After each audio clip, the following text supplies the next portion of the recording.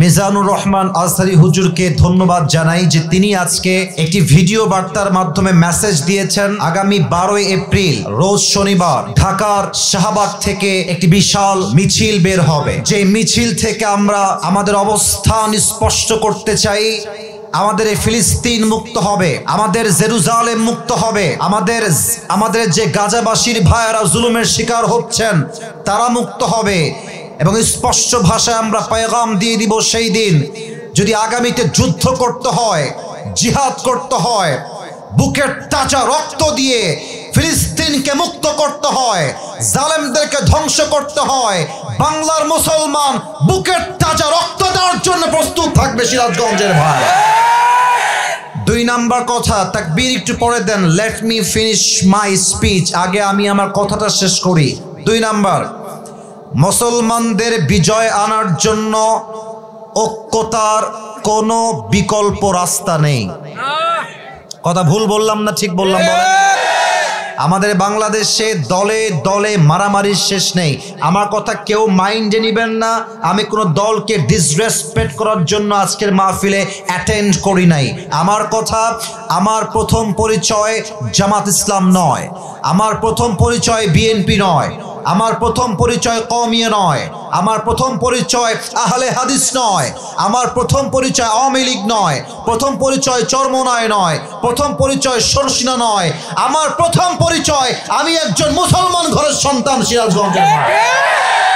এই পরিচয় যতক্ষণ পর্যন্ত মুসলমানরা স্মরণ রাখতে পারবে, পৃথিবীর কোনো বাতিল শক্তি মুসলমানদেরকে বিজয়কে আটকে দেওয়ার সাধ্য রাখবে না, ঠিক কিনা? ইউনিটি ইন ডাইভার্সিটি, মানুষের মাঝে বৈচিত্র্য থাকবে, বৈচিত্র্যের মাঝেই ঐক্য খুঁজে বের করতে হবে। কেমন করে বোঝা ট্রাই করেন। মসজিদে যখন যাবেন দেখবেন কেউ হাত বেঁধেছে বুকের উপরে, কেউ বেঁধেছে নাভির নিচে, কোনো একজন মানুষ ইমামের পেছনে সূরা ফাতিহা পড়ছে, আবার কেউ পড়ছে না, কেউ তারাবি পড়ছে 20 রাকাত, কেউ পড়ছে 8 রাকাত। কিয়ামত পর্যন্ত এই দলাদলি থাকবে, ভিন্নতা থাকবে, মতের পার্থক্য থাকবে।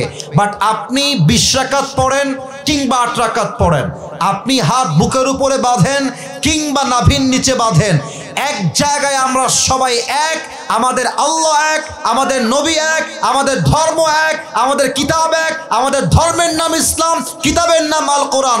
যত কাজ আমরা করি না কেন আমাদের প্রথম পরিচয় আমরা মুসলমান ঘরের সন্তান। সর্বশেষ একটা কথা বলেই আমি আমার ফিলিস্তিনি ভাইদের কথাটা শেষ করতে চাই।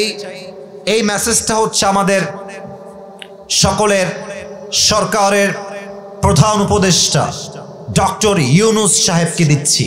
এবং আমি জানি যে উনি একজন ভদ্র মানুষ, একজন শিক্ষিত মানুষ, এবং তিনি একজন ইন্টারন্যাশনাল আইকন।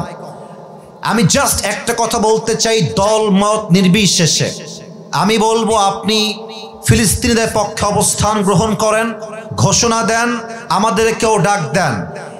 আমার মনে হয় যদি ডাক আসে ফিলিস্তিনের ভাইদেরকে মুক্ত করবার জন্য জিহাদ করতে হবে, আল্লাহর রাস্তায় শহীদ হতে হবে, সিরাজগঞ্জের যুবকরা বুকের তাজা রক্ত দেওয়ার জন্য মাঠে নামতে প্রস্তুত হয়ে যাবে।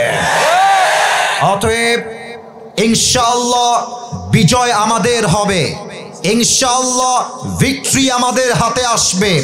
আর এই বিজয় আনার জন্য দলাদলি দিয়ে নয়, ঐক্যতার বাংলাদেশ করতে হবে। আল্লাহ আমার গাজার ভাইদেরকে হেফাজত করুক, সকলেই মন খুলে পড়না আমিন।